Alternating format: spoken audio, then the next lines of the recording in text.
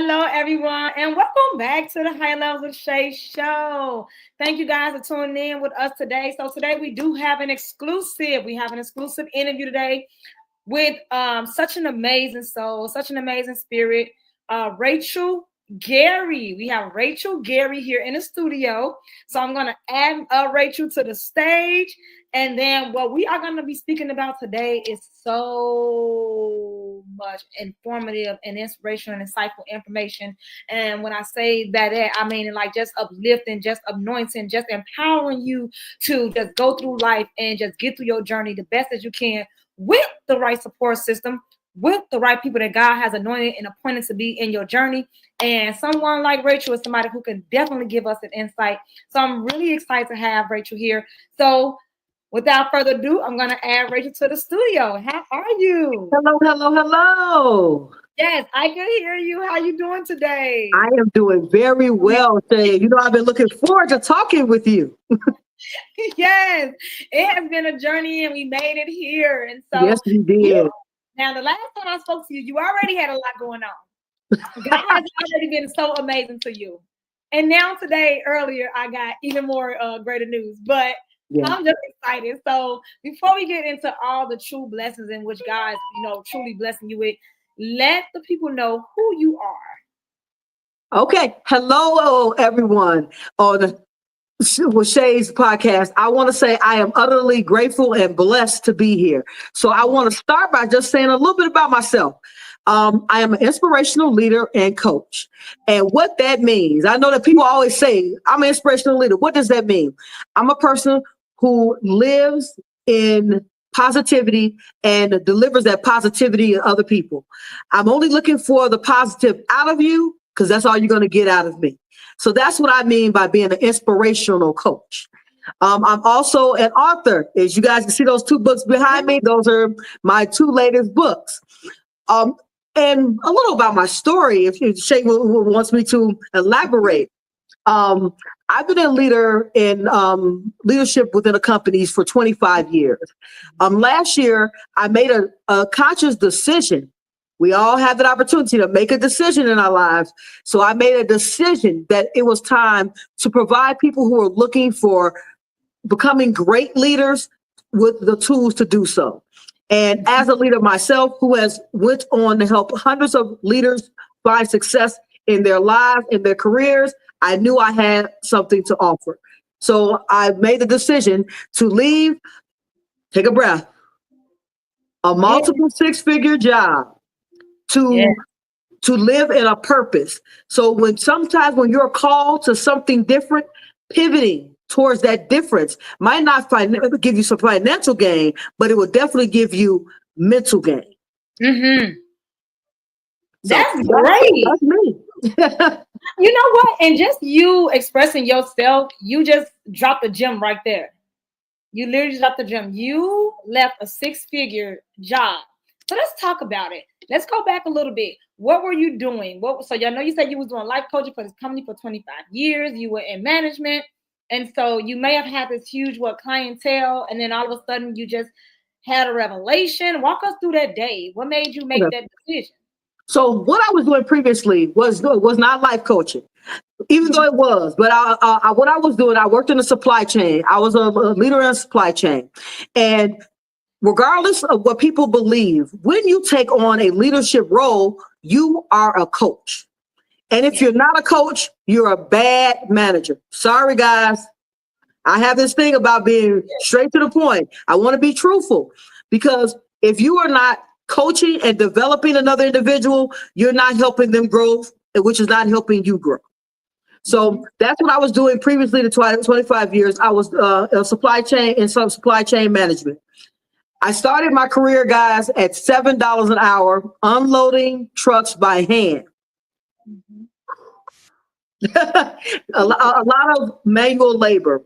And there's nothing wrong with manual labor, but I was looking to grow and help other people through that growth. Yeah. What I learned was that to grow, I had to grow me. Yeah. And that's what I teach in my coaching and mentorship, how to grow yourself so you can be the best leader of your CEO life first. Yeah. Yes, yes. I like that. I like that. You did that. And like you said, in order for you to be a great leader, first off, you have to be a great follower. Absolutely. You have to be a Absolutely. great follower before you can be a great leader. And then before, like you said, before you can be a great leader, you have to know your team. You have to understand your team's strengths. You have to understand your team's weaknesses. And then that, looking inside yourself first. So you've done that and you were successful doing it. And then one day you just decided to, or God called you. What happened? What happened that day that you decided to just put in that letter of resignation and say, bye, six figures. I don't know where I'm headed, but I know this isn't it. I know he has a different calling for me. Well, I'll say this. It had been coming for a while. So, Yeah. we all see the signs. In your life, you see signs. You see the signs when something is not going right or when it's going very well. You see the signs. A lot of times we just don't move towards those signs and we brush those things off. So for about 5 or 6 months, I was doing more coaching. So there were people on my team that weren't happy with working for companies. And what I was doing was giving them information about how to start programs, how to start an entrepreneurial journey. I was doing everything but trying to keep employees with the company. I was talking to people for what do you want in your life? So it was not, so when people came to have conversations with me, I was having meetings, 5 or 6 meetings a day. And we weren't even talking about the job itself. We were talking about the person. I would have weekly one-on-ones. My one-on-ones would always veer down the path of, okay, so what's going on in your life? Where are you looking for growth? And what is it about the job that you have right now? Do you feel growth in it? And what does growth look like to you? Because growth looks different for every individual. I can help you grow, but how you grow is really related to what person you are. That's how you get the growth. So up until that point, I was slowly but surely. That's all I was doing. I was coaching people outside of there that were looking to buy housing or were looking to start a group home, which I know we'll talk about later. So who are looking to start group homes, and group homes are just when you have independent living facilities that are they're usually tailored to certain demographics. So I had a lot of knowledge on that because I'm a real estate investor. And I'm a person who, when I say I'm going to do something, I'm researching. I don't just jump off the pier. I start walking first. So this was the walk. So I was walking slowly, helping people left and right. And one day I just said, the company was making changes. They were buying other companies, absorbing other companies. And it was just, we had a conversation. And the conversation just was not going where it aligned with the type of person I knew myself to be, and definitely the person I was growing into being. Yes. And when I was hearing what they were saying, they wanted from me, probably 10 years prior, I would have done it with no problems. Yes. They were like, okay, we need to cut about 10 employees. Once we acquire this company, we need to put good processes in place and set it all up. I was always in the processes. So it was all the numbers. Okay, how do I make the numbers jive? How do I do this? Well, how do I set the process up so it can be most efficient, not effective? I was worried about efficiency, not being effective. So when I was making those changes, which was happening over this 6 months of being effective and having empathy and working more with my EQ as opposed to my IQ. And when I started really seeing that the writing on the wall was when they were saying, we're going to need to cut 10 jobs. And my mind immediately went to that's 10 people's lives I'm going to change. And it had never happened to me like that before. So I knew that at that point, there was no longer a place for me in that world. And that it was now time to step into a new world. And what did that world look like for me? So that's what happened that day. You're very analytical. You pay attention to it. I feel like you're very proactive and not reactive. So that's a great strong suit. So you were already kind of contemplating and you were strategizing your exit strategy because you saw it coming. Whether it was you or whether you had to be the one to cut, whatever it was, it didn't seem right with your spirit. Right. No, and very much a lot to what I hear on your show about being aligned with your spirit and allowing the the words of God that are in you because you hear the voice. I mean, everyone hears it. Everyone hears it. You hear it when you're silent and you're hearing those thoughts. That's God talking to you. Yes. And if like when you disconnect yourself from, when I meditate and take my moments and my moments of gratitude, I can hear the voices. And and a lot of people, you'll have those conversations. And that's just you're crazy. The voices of the energy that you feel, you're not crazy. And you know that you're tapping into energy that surrounds you. It's around us every day. It's just that we block our senses with a lot of the media that we're intaking, the people that we are around, the life, the everyday energies will block out what's meant for you. And I just started listening to what was more aligned with me. Yes.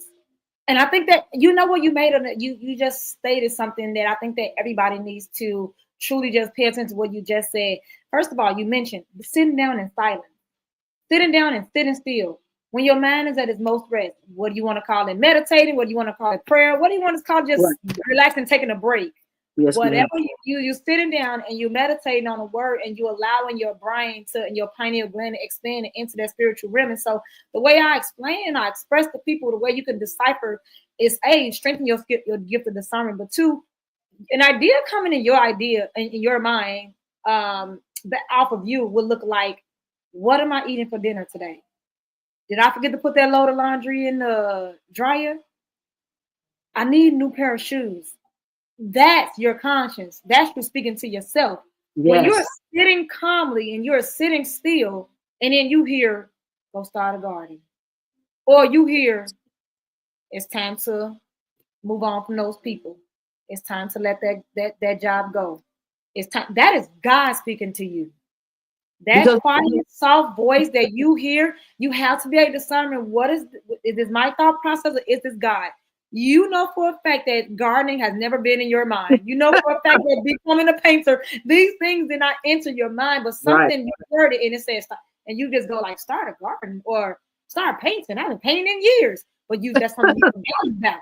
And now that God's bringing it back to you, and you must be obedient in that. And so I thought that was, a great point that you did mention. Yes. And so you listened to that voice, you were obedient. But I want to go back just a little bit.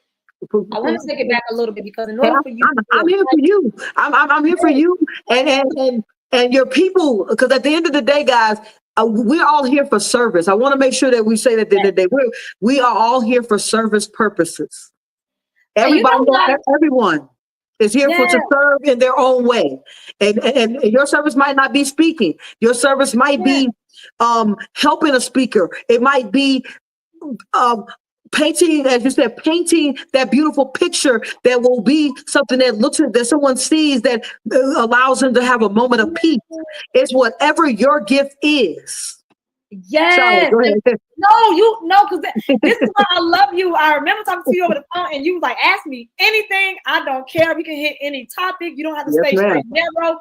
And I love that. I love that because it just, your mind, the way you think, your thought process, this is important information that I feel like a lot of people need to hear these kinds of topics because they don't, yes, ma'am, feel comfortable or they're not confident. And I appreciate it. And so I want to take just a few steps back here. You in your life, you're a life coach, and you say you bring nothing but positivity to people because that's what you want them to exude out.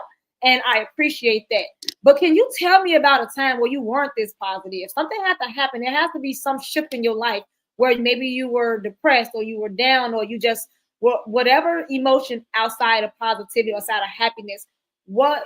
Can you take me back to that place and how you overcame it? Like, how did you become this person that you are today? I want to positivity.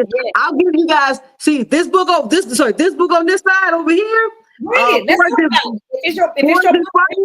So I have to dive into it because Forged in Fire talks about the life when I was thinking and I was struggling. The struggle of just trying to get through a day, get through a moment, get through life. And what I'll say this, in January 2004, I was on a cold front porch. I was on a front porch, guys, in January in Chicago, Illinois. If you have no idea about weather, you do not want to be outside in January. It was like 6 o'clock at night, so it wasn't even sun up. I was sitting on the front porch wondering why my life was in turmoil. I was sleeping on my sister-in-law's couch. My kids were sleeping on an air mattress, and I was welcome. So it wasn't I wasn't welcome at the house, but it wasn't my house. It wasn't our place. And I was sitting there going through the thoughts. And what I did is I had a grocery list. I'm going to tell you, because I had a yellow legal notepad, and I was writing down everything that had gotten me there. Why did I not have my own place? What kind of decisions was I making? What was going on in my life? And everything was going on in my life. And I'll tell you what I really realized, guys, at that point, that everything external of me was controlling me. I want to repeat that again so you can hear it. Yes. Everything external of me was controlling me. See, this is everything outside. Yes. This is you as a person. So if everything out here is controlling the person as you got to step back. Yes. And you got to ask yourself the question, is everything external of you worthy of controlling you? And that day I sat down and I was like, I'm angry. I was putting out my raw emotions. I'm angry at the things that went on when I was a kid. I was mad because I felt my mother was not being a mother. I was mad because I had been taking care of siblings. I'm the oldest of 4 kids. And I was just mad because they needed something. They wanted something. I was giving $50 here, $100 there. And I'm on a couch, still giving $50 here, $100 there. My kids on the air mattress, but I'm still intaking the conversation. Oh, girl, do you know what happened with me and the guy over here? Do you know what happened with me and the girl over here? That was everything external. Yes. All of those things were vying for my attention. And at that moment, I realized that I did not have control of my life. And that's where I came up with the CEO. The one that was clear in my actions, empowered by my choices, and owning my direction, which means there was no more external things, only internal. I was going to have a meeting of my mind. So me and my mind sat on that porch that day and wrote down everything that I wanted out of life. And I started determining, what did I want? Real wants, not dollars. Because when you get down to the brass things of what you really want out of life, money it's not even in the equation. That's true. You want peace of mind. You want freedom. You want to be able to do things. Yes, they take money, some of those things, but a peace of mind just takes you taking your peace of mind. That's it. Having self-care. Because I wasn't caring for me. Mm-hmm.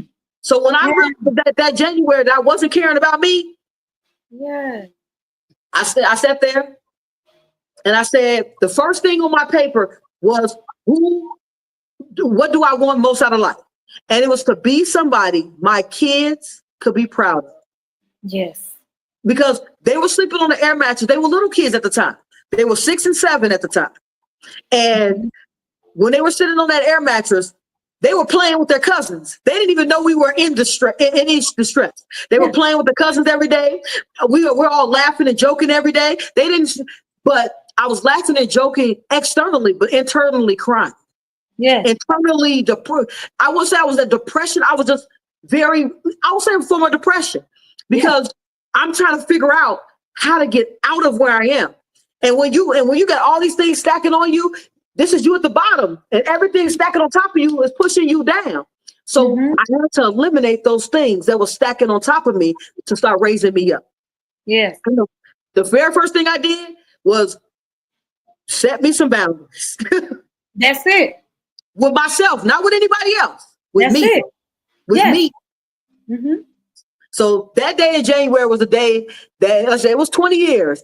And over that time, I worked on positive images, positive books, positive people. My circle got so small that there was only one person other than my kids in it.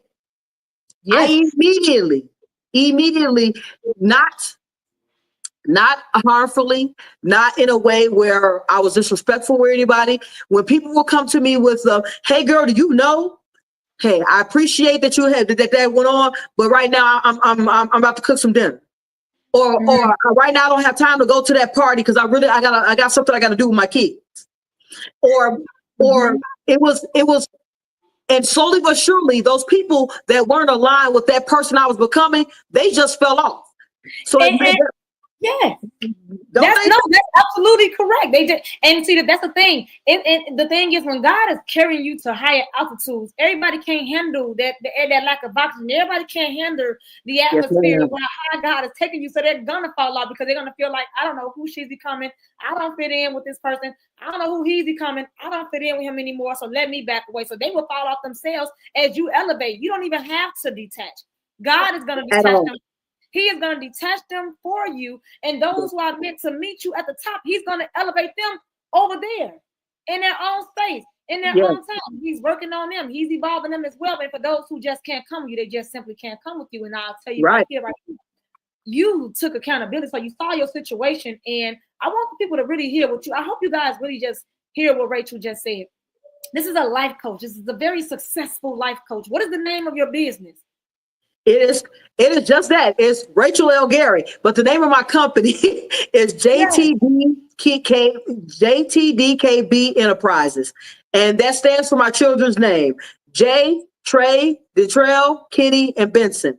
So it's the reason why I named it that because what did I say, guys?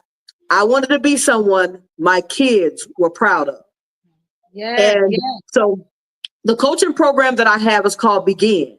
It gives you the blueprint to elevate, grow, integrate new things into your life, and navigate a new path. So that's why, and the Begin starts with beginning with you. I think that it's real tough that, I want to be careful with what I say this because I always want to make sure that I do not offend I like to be honest. I can be straightforward, but at the same time, be very sensitive and empathetic to those listening. So I think from my perspective, from what I'm analyzing in today's society, a lot of people are in a depressive situation or in a revolving door. The cycle just keep continuing because they do not do exactly what you say you do. You took accountability. You stop blaming your mother. You stop blaming your cousin. You stop blaming this person over here for racism. You stop blaming ageism. You stop blaming sexism. You stop making excuses and you just say, you know what? I'm in control. This is my mind. This is my body. This is my life. I don't have to deal with what I don't want to deal with. And it's okay. It is okay. It's not, it's not something that is going to be detrimental to you to say, I don't want to be treated like this anymore. I don't want to accept this anymore. I don't want this lifestyle anymore. But in return, do something about it. Don't go to God asking him for something without being prepared to do the work, because he doesn't just give you anything. He's gonna give you a step. It's up to you to walk it. He's gonna give you a tool to be successful. It's up to you to apply it, but he's not gonna just give you success and just give you a house and just give you happiness. You have to saw it out for it. You have to pursue it. And so I thank you for your authenticity and you being transparent, because you opened up and you was like, hey, listen, this is my situation. We were on the couch. I didn't like it. I decided to do something about it. I don't like how it's treating me. I don't like how, and you and I have that in common. I'm number 2 of 8 children. And so my mom had 8 children. Yes. And I'm number 2. And for me, the struggle for me and my family was, I didn't know when it was okay for me to be a kid. I didn't know when it was okay for me to be soft. I didn't know when it was okay for me to be able to just be sister, because I had to take such a parental role. I had both my mom and my dad. I love my dad to death. Lamel, who's been in my life since I was about 5-6 years old, so he is my father. And but he's working. My mom's working a lot. It's 8 children, so you know, this they rely on the oldest to take care of the youngest, and then you get caught up in, well, when do I have time to be a kid and be their friend? Like, when do I have time to be my sibling's friend if I have to be their disciplinarian, if I have to be the person who is ordering, you know, making sure that we are being obedient to mama's house rules, making sure they're cleaning, making sure they're doing this, but then at the same time they have to have to respect me, so I can't play with them all day. Then you get to a point, you get older, and that dynamic, they get older and they become adults, and you want to be their friend, but the dynamic's been it's been that for so many years that now it's like, I don't even know, you know, I don't want to be big sister mom. I want to just be your big sister. I don't want you to keep coming to me, laying all your problems on me and expecting me to help you fix them, because I'm figuring out life just like you. We only a couple of months apart. We only a year apart. We're only 3 years apart. Like, listen now. And so it's like it never stops. And so when you say that you just have to cut everybody off, I relate to you so much in that, and it hurts. And see, my show that I'm doing after this is called Grieve and Grow, and I have a very special guest on that, and it's called Grieve and Grow. That's the title of that show. See, yours is unconditional love, and unconditional love meaning self-love, love of others, love of your neighbors, love of your loved ones, self-love. Then you got the next show is called Grieve and Grow, and we dive deep into the part of the journey when you have to detach, when God is removing people out of your life, people you thought you were gonna make it to the top with, people you thought you were gonna be there with. That hurts. It hurts. And a lot of people don't talk about that part. And so, but it's a must, because the other side is so beautiful, it's so peaceful, it's happiness, it's joy, it's positivity. And then the ones who needed to meet you there, they will meet you there. Yes, ma'am. Yes, and see, you made that lifestyle change. And I just want my audience to hear us having this dialogue and be able to say, okay, these are two people that's successful. They did it. You know, God's blessed them, but it wasn't easy. Oh, not at all. And I know that your next show is going to talk about it, but I want to make sure that I say something about this. Yes. About the part of parents, if there are any people out there right now, and hey, I might not have to be as tactful because this is her show, but I want to be transparent. Please. Your kids deserve to be kids, because I'm an eldest. It turns an older child to be very resentful of things that are going on around them. And now I say this because did I care for my siblings like they should have been cared for? Absolutely not, because I was a kid myself. So a lot of people, I see it today where the older brother is taking the younger brothers to the store, and the mom's not home, so they're there together all day. The older brother wants to go play, so he makes the little brothers sit down, don't move, because he want to go play for a minute. Mom said don't move, and I'm the one who's in charge. Do you see that pointing the finger? Do y'all see the point the finger? Because he's saying you can't do it, but all of these fingers are pointing back at him of all the problems that he's having. I got to make him sit down. I got to do what mom says. I want to do, because we tell our kids, we tell ourselves, and we've heard over time that you have to be responsible. We all do. Responsible for what is the case? As a kid, you're responsible for being happy. As an adult, I want to say this again, guys. I'm going to say this part. As an adult, you're responsible for being happy. Yeah. You're responsible for your happiness. So that's you were playing as a kid, wanted to play in the dirt. Then when you got a little older, you wanted to play with the balls or play with the ropes, or then you got a little older, you wanted to dress up. So now you're playing grown up. You want to dress up. Then when you get a little older, you want to play going to work because you get a little part-time job. Then you become a full-blown adult, and now you're playing in life because remember, guys, we're learning and growing the whole time. We're learning and growing the whole time. So we're actually playing a game in life every day. But we all say life isn't a game. But isn't it? It's an experience. Life is absolutely an experience where Right. it shouldn't, and me and my peers, we talk about this a lot. Like, it shouldn't be like the winners and the losers versus, meaning poor versus rich. None of that should have ever even been a thing. Unfortunately, it's what we are today. But life is supposed to be an experience. I'm sure there's some things that you have encountered and you have gone through your life that from your perspective, I would never experience. So I would never know what that life is like. I would never have that experience. I could never say I knew exactly what you were going through at that time in that moment. Even if we stand in the same spot at the same exact time and we see a tragedy occur, we're going to see that differently. Two different perspectives from two different ways. Yes, Miss Shay. Yes, Shay.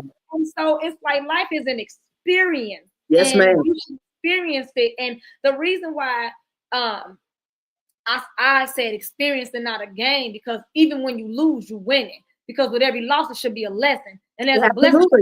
And so you should be learning. That's it. You're living and you learning. That's it. There should be no other L. You should just be living and learning and loving. That's it. That's it. Just keep going forward in life. Keep pushing forward in life.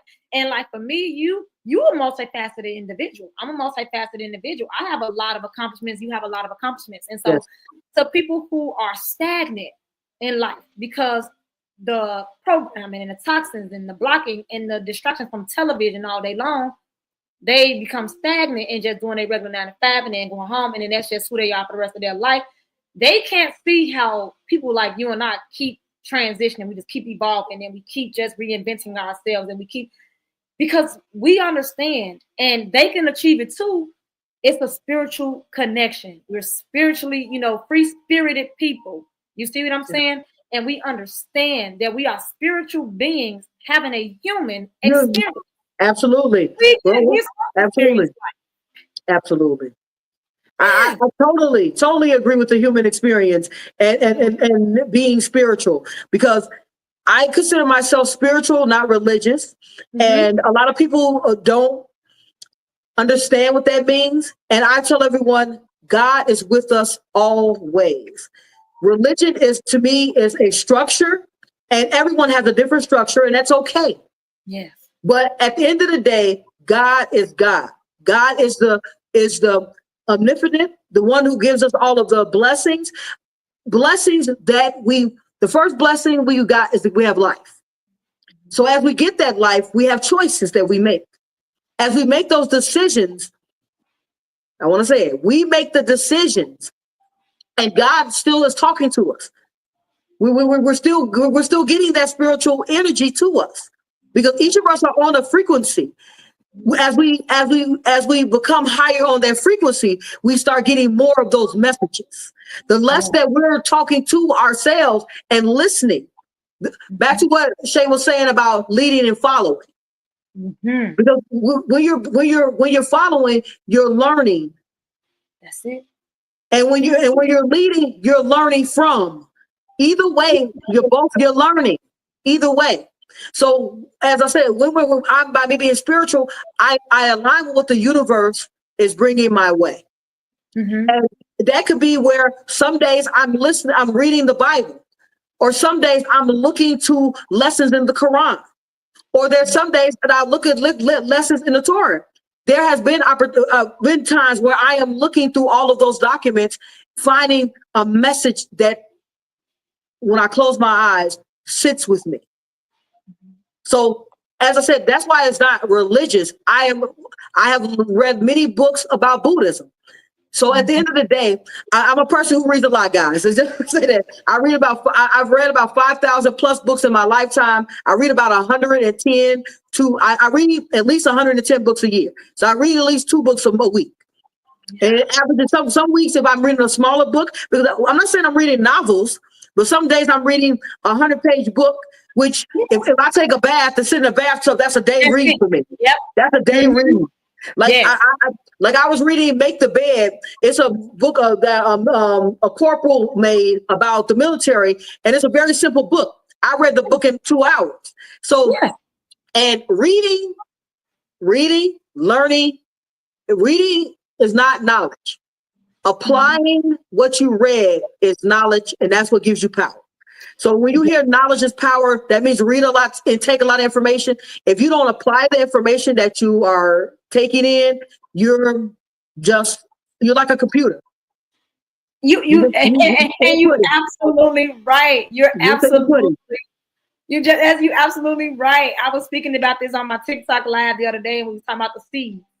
And we was talking about how the soul went out there and threw the seeds out. He just was throwing them everywhere, and some of the seeds landed in rich soil where they were able to flourish and grow and thrive. Some landed on the concrete, and the ones that on the concrete, the birds came down and ate it right away. And that signified, because one of the disciples asked Jesus, what did that signify? And he said that signifies those who hear the word but doesn't apply it. They don't know what it means. They don't understand.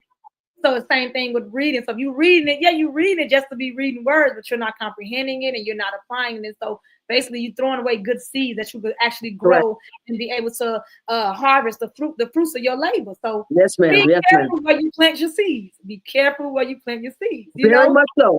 And you learn that in life in general. And I'm going to speak a little bit to being careful to plant where you plant your seeds. So that goes into your relationships. That's friendships, romantic ships, and even family ships. And because at the end of the day, when I said that I had to leave a lot of things behind and they were falling off, that was family, friends, relationships. Those things were falling off because as I was growing, they were not growing, or they were trying to pull me back down. And I had to make a decision. Am I holding on to this relationship? If I'm holding on, think about it. If I'm holding on like this, that means both my hands are holding on to the relationship. None of those hands are helping me grow. No. So it goes to, that's why when you're throwing those seeds out there and they're dropping it, as she said, in the rich sand, in the rich soil, and that rich soil, that's where you're planting your seeds of things in your life. As you're trying to grow in life, you're planting yourself in soil. So as Shay alluded to about blessings that I have going on. So I have a radio show. Today is my first day. And that comes from seeds. Even this podcast that I'm having with Shay comes from the seeds from last year that I dropped. Because remember, I said that I was in operations for up until last year. So these avenues were not even being explored because I was holding on to something that was not serving me in a purpose where I would be joyful. Yes. In every way. So this is not work to me. Me having a conversation about upliftment, we having a conversation with someone who's aligned with growth. I mean, this is a conversation of I'm learning and giving information. Yes. And because I never feel that I'm teaching anyone. I'm just helping you remember the person that you can be. I'm not teaching anybody. I'm not a teacher. And that's why I say I'm an inspirational coach, which means I'm going to give you inspiration. I'm going to sometimes give you a hard time. And a hard time can only be a hard. If you have a hard time with me, that means that what you say you were going to do, you lost sight that you wanted to be the CEO of your life. And you forgot that if you don't work on this, what you say you want to do start slowly wilting. Yes, it does. So at the end of the day, we have to make sure that we are working on the path of growth always. I'm going every day. I learned something new today about the DEI, about DEI and Walmart and Target. Now I gotta say this, guys, and you guys gonna ask where I've been and why I didn't know, but I'm gonna tell you something. So the guy was telling, I was getting my hairline. You see my nice little line. So I had to get freshened up for the show. So I was in the barber's chair, and the barber was talking about the DEI and all of the protests that were going on. Yeah. And he said, "So what is your take on it?" And then, so I remind you one more time. I was first hearing about I knew about Target's thing more so because of Tabitha Brown, and I followed Tabitha Brown, and that's how I found out about Target was taking the rule off of their books. Mm-hmm. So he was like, "So are you going to those stores?" And I said, I took a second. I said, "I didn't shop at Walmart. I didn't shop at Target in the first place. So no." I I'm not protesting him. I didn't shop there. But I said, at the end, and he was asking me like more serious questions. And he said, so what do you think about the Kendrick Lamar's the halftime show, about the message? Because he was just trying to have a conversation and talk about current events. Yeah. And I told him, I said, and I asked him a question. I said, so what you plan to do this weekend? And he's like, I don't know. And I said, so what you have? So what you got going on for the next couple of months? He said, well, I don't know. I said, and I got to tell you what I said transparently. I said, I would worry about those things because Kendrick got money and Walmart got money and Target got money. And I'm just trying to figure out what Craig gonna have after this conversation. And I said, because if you're not playing in Craig's life and you're worrying about their lives, then Craig gonna still be in the same conversation that would be next month when I need a headline again.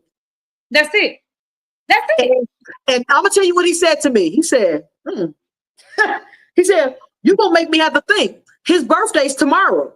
He doesn't know what he's doing for the weekend. But we went on a whole conversation about Kendrick Lamar's a halftime show and whether I like Venus crip walking or not. And I told him, I said, I've seen Venus crip walk before. And he's like, where? I said, I said, what sport does Venus play? He didn't know. Mm-hmm. He didn't know. So I said, how many languages does Venus Williams speak? Serena speak. My apologies. Serena. I said, how many languages does Serena Williams speak? Mm-hmm. And he's like, I don't know. I said, how many titles has she won? He said, I don't even know what she played. I said, okay. So she plays tennis. She speaks 3 different languages. And her quit walking on the stage was just her having a good time. And she went home with her kids that she's teaching to speak those 3 languages. And she's going to go home and make sure she continues making money. And while we're talking about whether that was appropriate or not, I think that she was having fun. And at the end of the day, isn't life about that? Mm-hmm. You know what? And I like that because my thing is we as a society, we don't recognize distractions. And the scary thing about it is you don't realize a distraction is a distraction until it's no longer a distraction. Right. Entertainment is just that. The world is entertainment. The world is a stage like this. Don't get me to start going too deep into this because if I really get deep into this, all of this is propaganda. All of it is fearmonger. It is all playing off of our emotions. It is our energy that we put out there in the atmosphere that gives them their power, whether you believe it or not. Because when they give us this fear of something or they raise this race tension and they know that we are as a society is buying into it, then that further that takes them to their next step of, okay, how do I monetize this? What products can I come out with? What great movies can I make? How can I increase the judicial system? Like, how can I, advance the judicial system to our benefits? Like, there's a lot of things that come into play when they feel that and they realize and recognize that we are feeding into a lot of these, a lot of things. So what you did, you put it in his face. Speak on it, because isn't this higher? What's the name of the show again? Higher levels with Shay. Bring it. No, I knew Shay. I just wanted you to say it. I knew already because I know what you were doing. Listen, I thought it like we gotta reach to a higher level. We gotta open up our minds. We gotta be more conscious of what's going on in the world around us. And the same thing what you said when you were saying that you have to sit down and be still, and a lot of us don't do it because we are watching television, but it is also environmental. It's also the foods that we're eating that's clouding our brain. It's purposely done. It's purposely done for a reason, so we can forget our purpose, so that we can forget our dreams, so that we could be lazy and dependent. And dependence is what runs the country, not millions of independent people who knows how to take care of themselves, who knows self-sufficiency, who knows how to sustain a lifestyle in a village without depending on other people or outside sources. And so the world as we know it is absolutely crumbling right before our eyes. And a lot of people, they bring up the DEI, they bring up the messages with Kendrick Lamar because they feel like they are waking up, which is okay. That's a great thing, but it's more to it than just having a conversation. Now that you are privy to this information, how are you going to apply it? How are you going to set your children, your grandchildren up for success? So whatever is happening, then it does not continue happening. And that's what I'm saying. I don't have conversations just to have conversations. When I walk with my conversations, I need to have left feeling fulfilled. Yes, I need to ma'am. have left feeling like I've learned something or that I was able to educate on something. But I don't like to have just small talk just to be talking about like Kendrick Lamar or Virgin.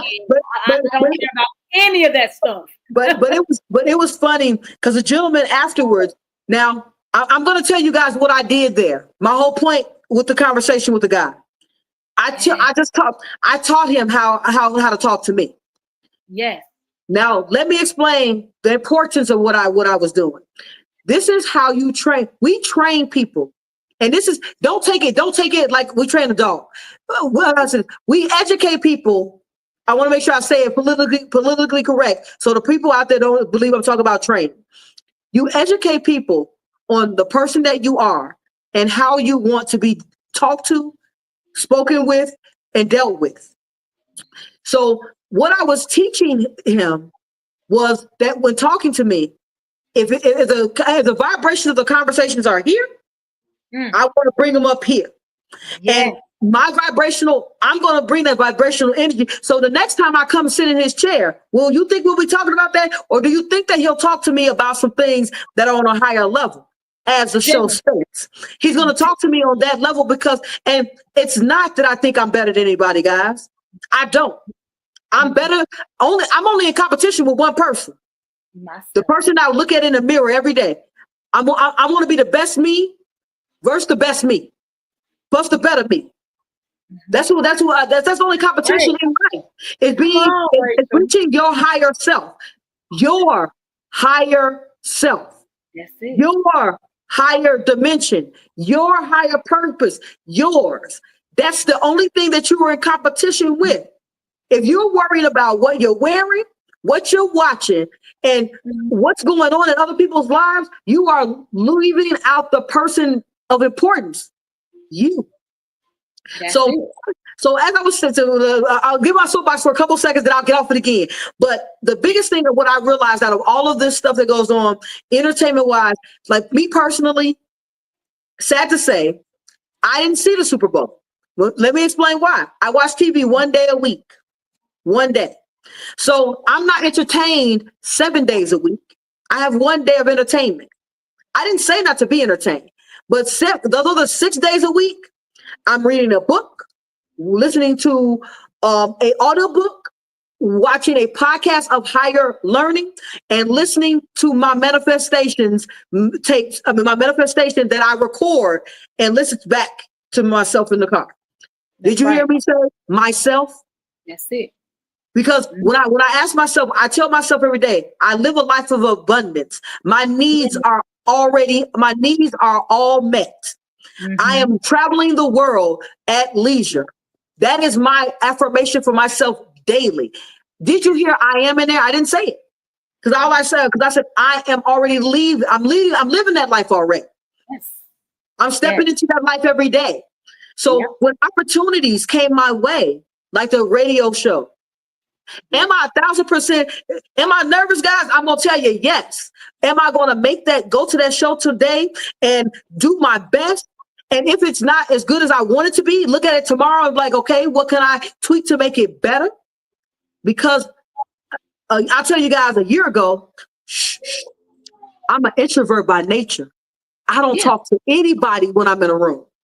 So last year, this time, well, no, I'll say a year and a half. We're in February because it was October 2023. I left the job.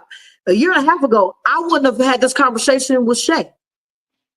A year and a half ago, all this information that I had was in me. Yeah. All this was in me. I would talk to you one-on-one, but it wouldn't have been on any recordings.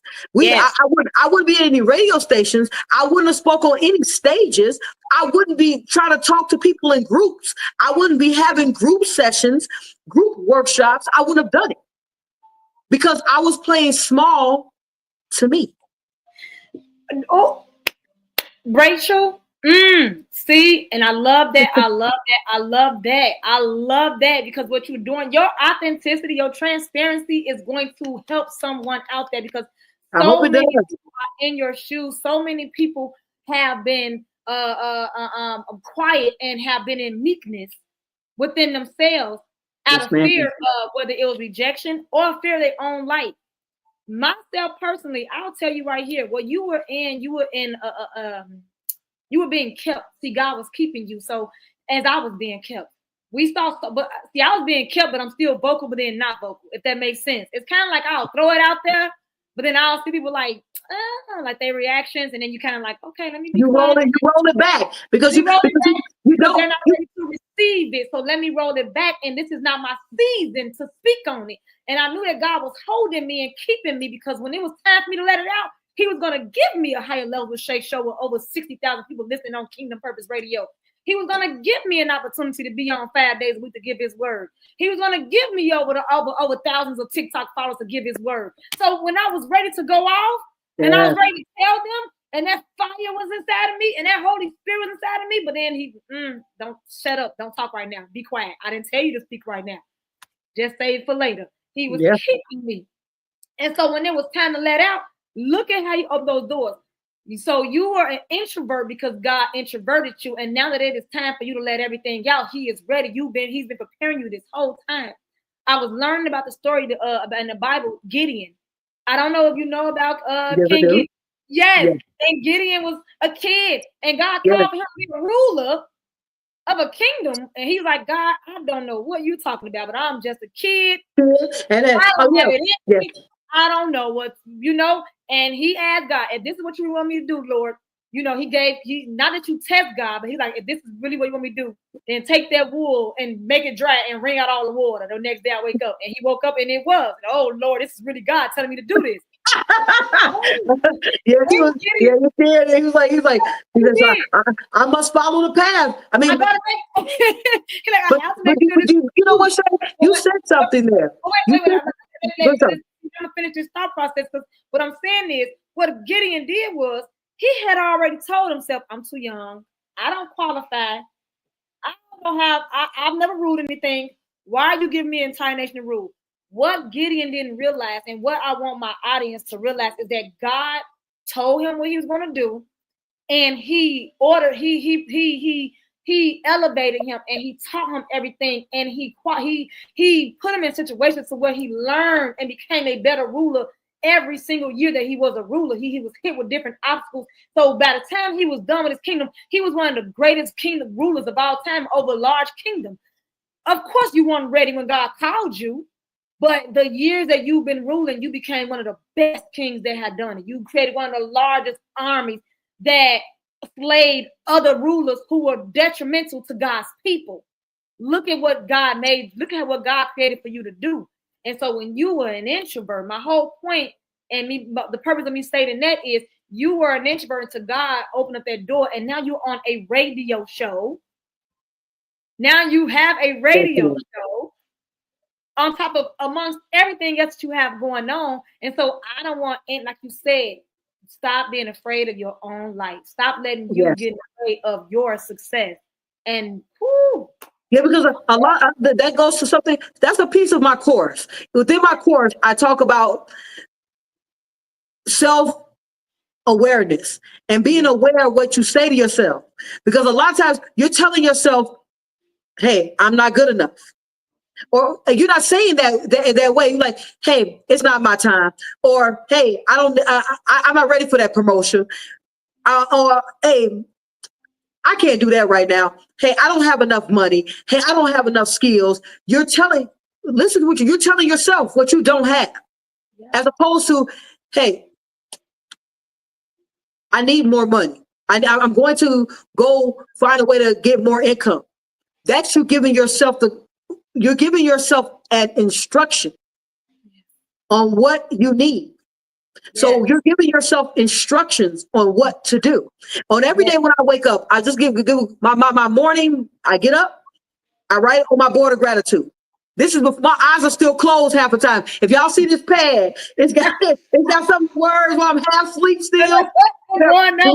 Little dots on them. Because the first thing I want to do, the affirmation that I told you guys earlier, I say that as soon as I wake up, as I'm walking to the paper, and I write it on the paper. My moment of gratitude Every day, as I always say, for life, for breath, for love. And then it says something else because without breath, I wouldn't be able to write it.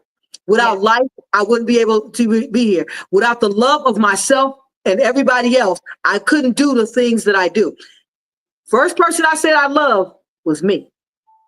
Because I love, you guys are going to see this after I do the radio show. So look at today's radio show. It's the 12th of February. Look at that radio show, and you're going to see me ask the question.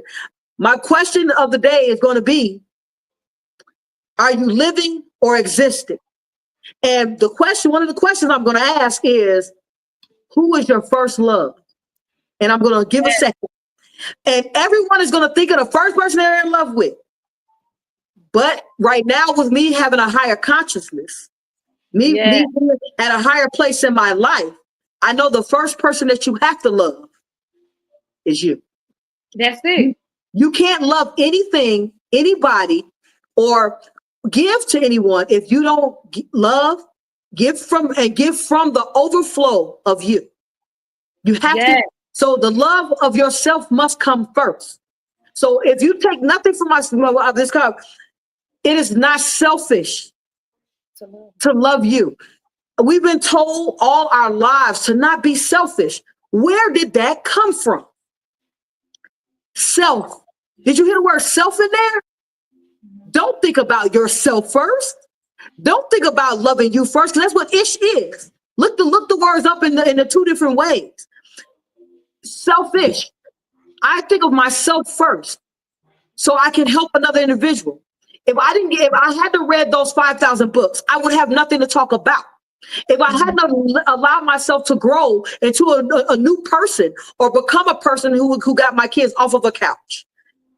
Got myself off of a couch, got them off of an air mattress, got an apartment.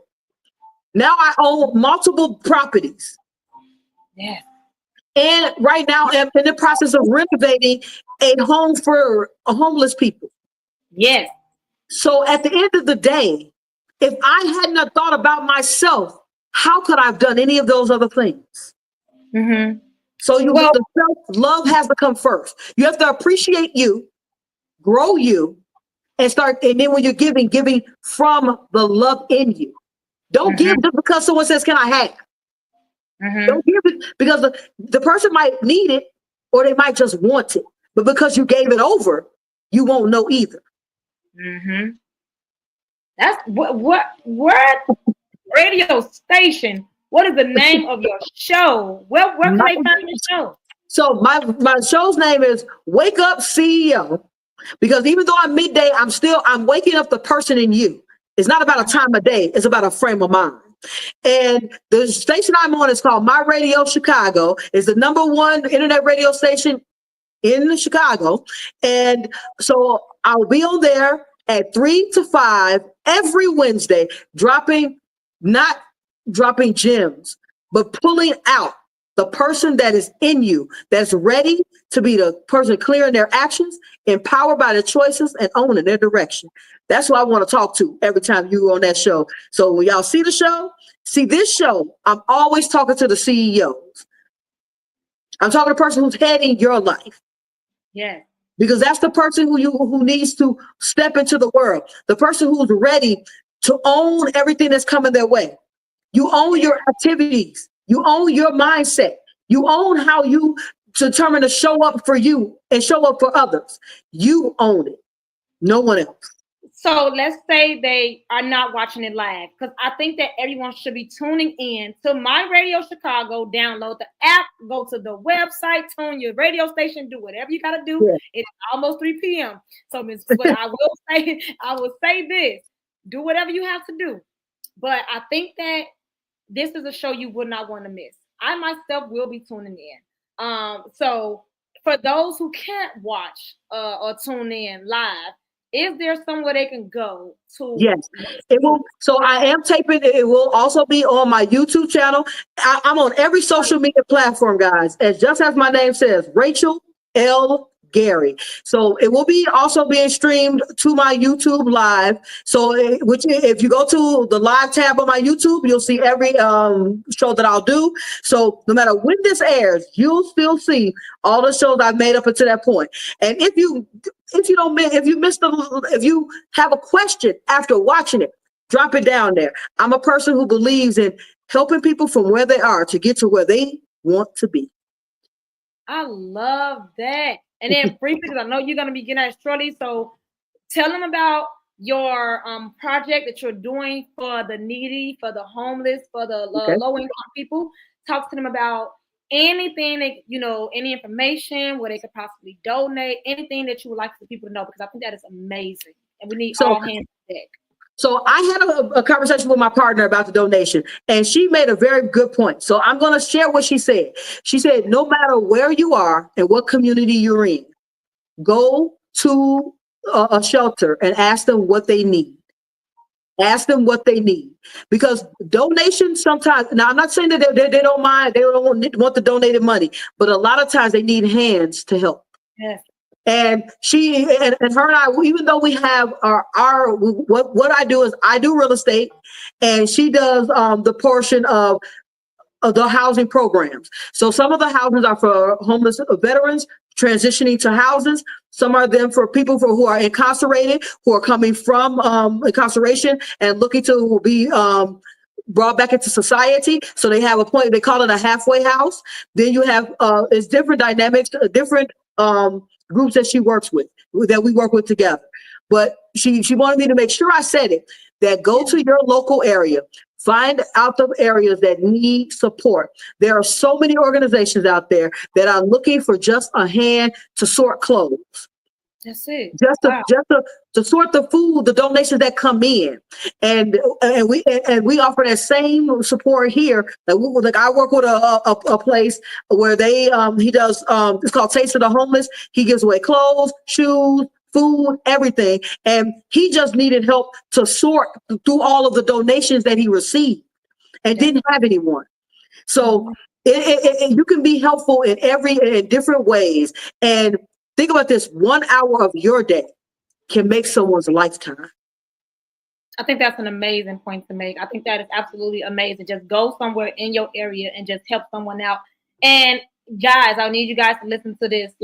And Rachel, I've already extended our assistance, and I've already told you myself. And it's another shade, not me. I promise. It's two shades. I'm Shay, but then there's a beautiful soul called Shay's Way, who I partner with, and she owns the organization. Her organization is Shay's Way. And she started, originally just helping people build up credit. But then herself and her team started to go out in our local area and do stuff for the homeless. And so she and I started partnering. I told you about the gloves and the coats and the blankets and everything that I've been donating. And the chili, yes, I remember this. Yes, and I was telling her, so I donated to her. And then the other day she was like, can you come with us this time? Like, we need help. Like, we need to be able to bag and stuff, and we need to be able to. Because I thought that, and that's a great point you just made. I thought that I was doing enough, and not to undermine what I do. No, not at all. Things like socks, blankets, toothbrush. You think about we have gloves for them. We had scarves. We had blankets and stuff. And then one of the homeless guys said that they needed a tarp. He was like, it rains so much that our tents are not waterproof, and so it leaks through, and all the stuff that y'all give us gets damaged, and it's too cold for us to put the stuff on. But tarps are like $30 or $50 per person. So if it's 100 homeless people out there, you don't have 100 tarps. And so you're just trying to figure it out. But that was one thing she said. I thought that what we were doing was good enough. And she was like, Shay, I appreciate your donations. But this time, can you actually come with us so we can go down there together so we can bag this up and hand it off to them? And I was like, absolutely. So for you to just say that, I think that you guys, I'm out here, I'm doing the work.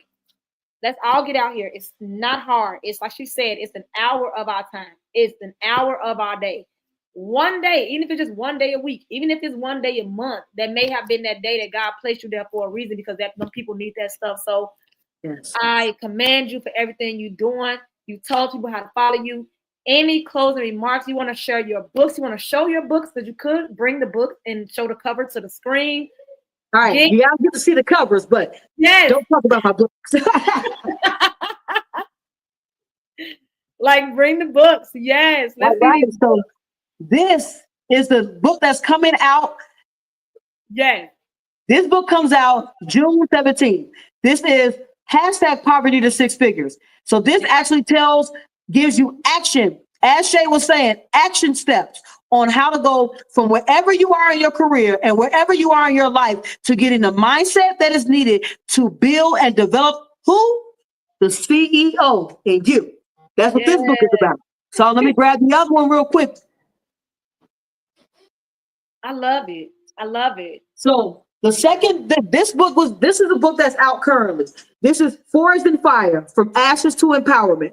This tells a lot about the journey that I was on and where I was having a lot of trouble in my life. But where you see the word of from ashes to empowerment, because what I did was learn from those things.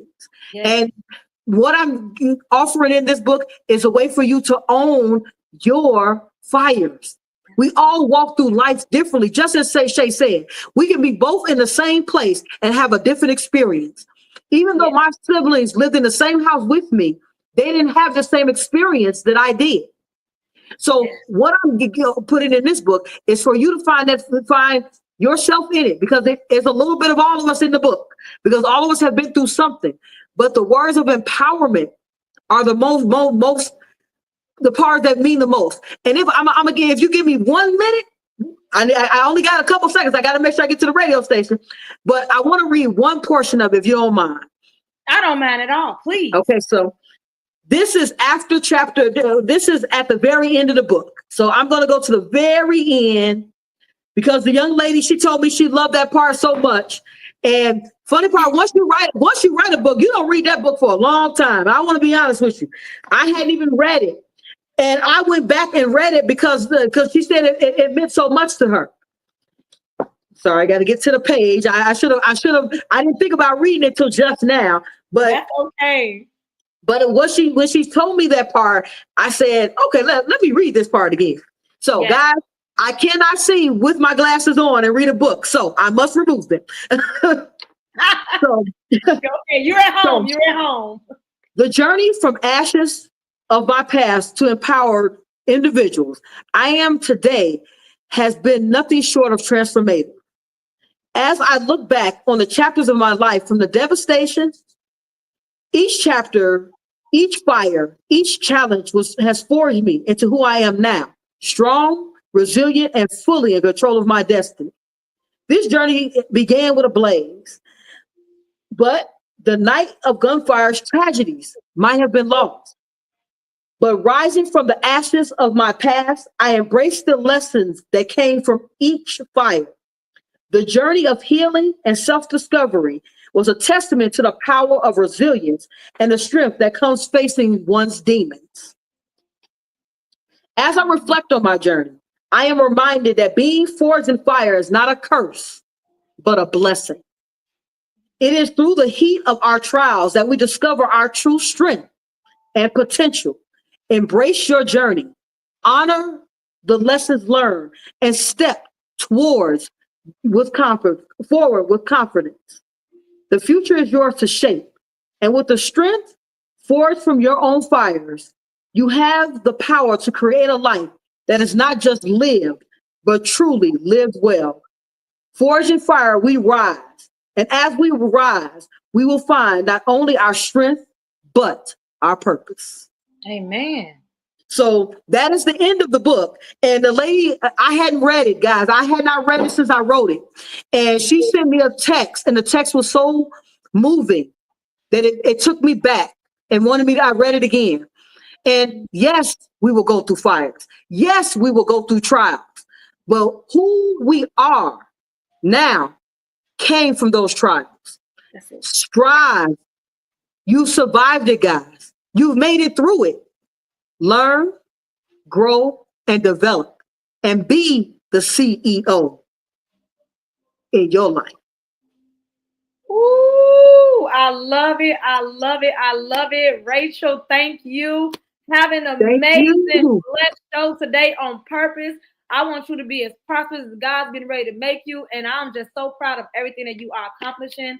I cannot wait to have you back. I thought we had so much more to cover, but We ran out of time, but that's okay. Let Hey, me know. part two will be just as good as part one. We're not gonna be like those bootleg sequels. We're gonna be better than the first version. No, seriously, because you and I have some topics to discuss in part two. You want to Yes, get them a little please. bit of what we want to discuss in part two, or should we wait?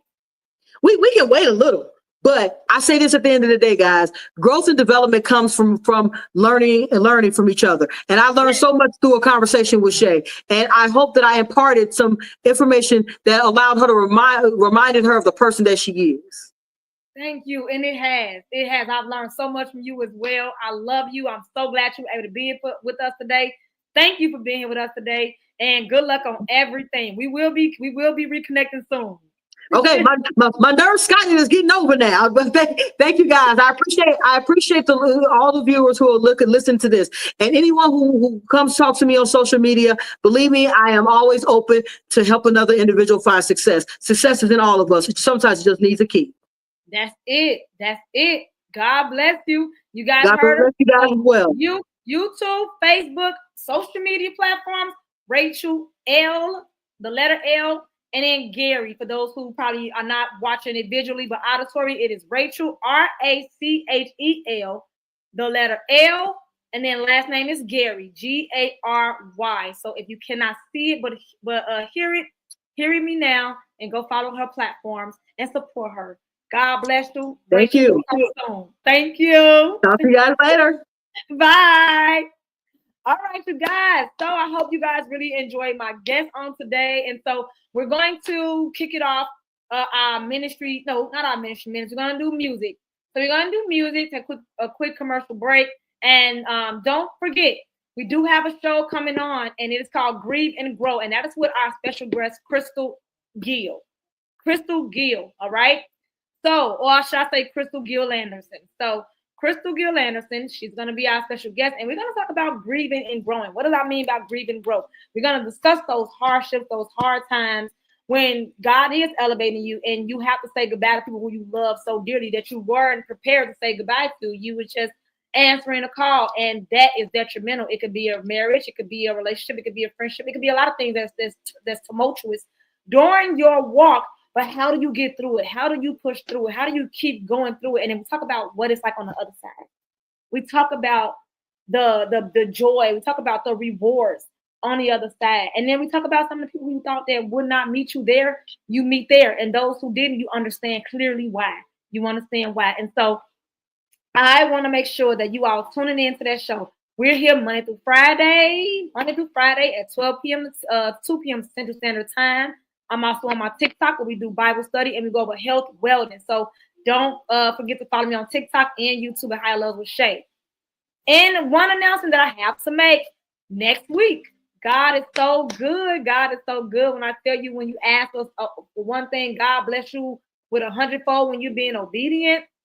So next week, but from the 17th to the 21st, High Level Shay Show, we have our Kingdom Purpose app. So our show will be airing on demand, 24 hours access next week on the Kingdom Purpose app for their launch week. And I'm so excited about that.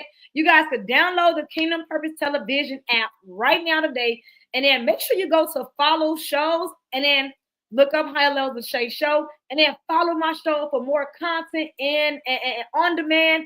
And they also have a special area or special feature on the app where you can request for prayers. They have a Bible on the app, so you can follow us along during our journeys. And I am so excited about this opportunity. Now, the show that's going to be airing for that week is going to be a little bit different. It is going to be strictly medically based. And what I mean by that is, y'all know my years in medical field, I'm tying it into the scripture. And what I mean by us, we're going to talk about, like, for example, Mondays is male issues. We're going to talk about male reproductive issues. We're going to talk about male hormonal issues. We're going to speak about issues, male balding patterns, whatever it is, we're going to be talking about that actually targets men, prostate issues, erectile dysfunction. We're going to discuss all of those things, and we're going to talk about how to detox your body and heal your body holistically with the herbs and fruits and vegetables in the sunlight, in the air, with proper breathing patterns that God has given us so that you can be risk-free, decrease significant risk factors so that you can have a significant decrease in signs and symptoms of whatever disease process you've been diagnosed with or genetic diagnosis. We're going to be going through a lot of that. So I'm excited about that topic. So males are Mondays, Tuesdays is teenagers, Wednesday is women, Thursday toddlers, and then Friday is a very special topic that we're going to tackle. And so I'm very excited about this topic. It's near and dear to my heart. Two things that I love, the medical field and the Lord. So I'm very excited. And so I want you guys to make sure y'all tune in. Right now, we're going to get into this musical praise mix. And after this praise mix, we're going to have some commercials. And I just thank you all so much for being here on the High Level Shay Show. So let's jump into this commercial right now, get into the musical selection, and follow me on social media platforms. I love you all. Have a blessed day on purpose. I hope you all gain something from this, and I hope to see you guys back here soon. All right. I'll see you later. Bye.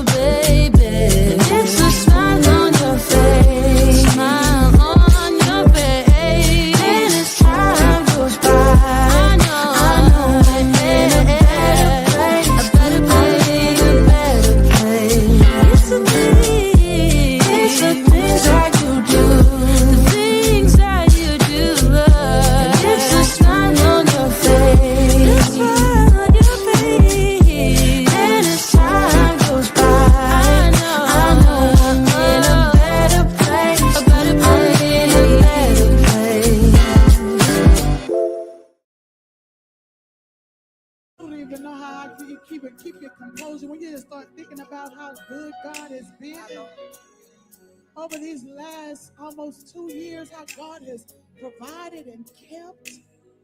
Lord Jesus, Lord Jesus, Lord Jesus. So many didn't make it.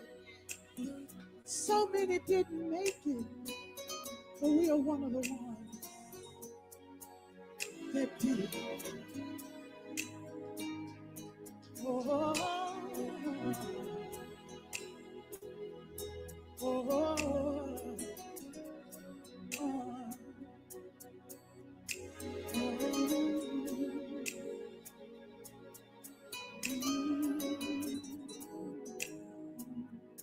you are moving in our midst. We worship you. We worship you. You are here. Rearranging destiny. And we worship you. We worship you. You are here. Moving in this place, and we worship you. We worship you. You are here, turning lives around, and we worship you. So we worship you. Oh, we make miracle work, promise keep, light in the darkness. My God, that is who you are. I hear you already singing it. Come on and say it. We make miracle work. Promise keep, light in the darkness. My God, that is who you are. Come on, let the Lord hear you. And we say, we make miracle worker, promise keeper, yeah. My God.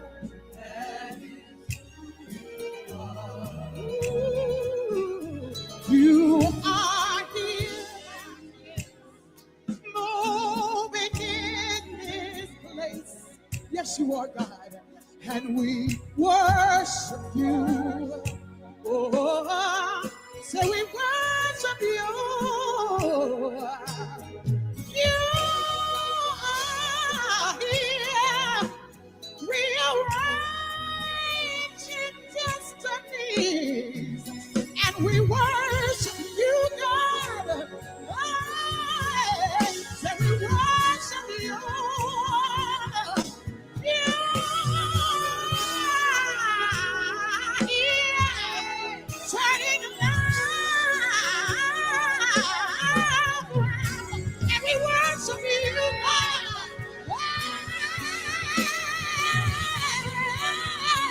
We worship you. You are here, God, right here in our midst, right here in our midst, right here in our midst, and we worship you. Hey, we worship you, oh God. You are here, turning lives around. Oh, God, we worship you right in this place. We worship you one more time. You are singing right here in the midst of us, and you're rearranging destinies. Yes, you are. God, we worship you. God, we worship you. Hey, you are here. You are here. And we worship you, God. We worship you. And we call you your Savior. Yes, sir.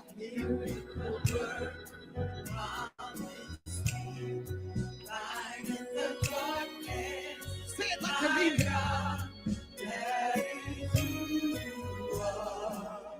Come on, say it again. Oh, miracle worker, promise keeper, light in the darkness. Oh, that is who you are.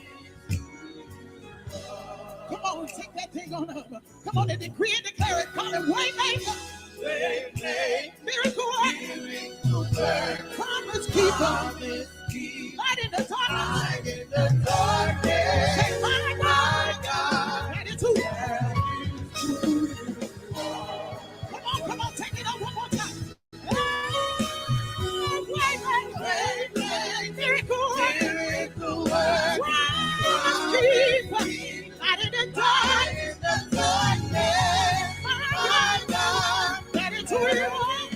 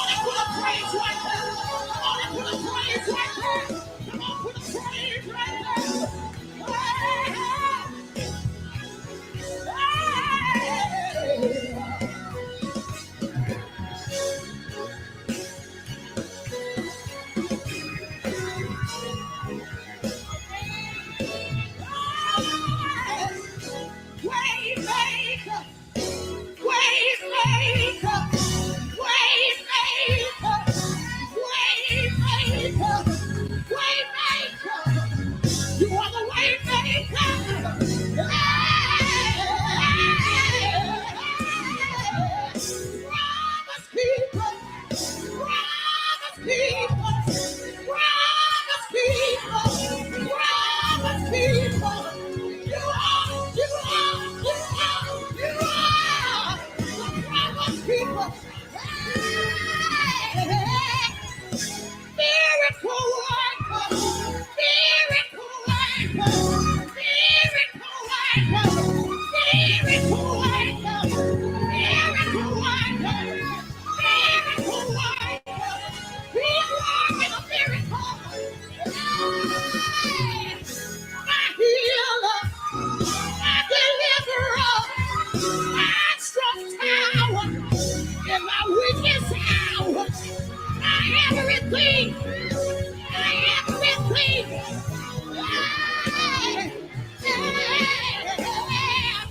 Breathe on the troubled water. My company keeper. You're my everything. I can call on you. My God. That is who you are.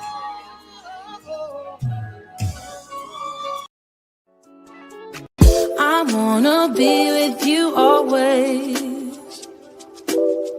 'cause that is what my heart says. That's what my heart says.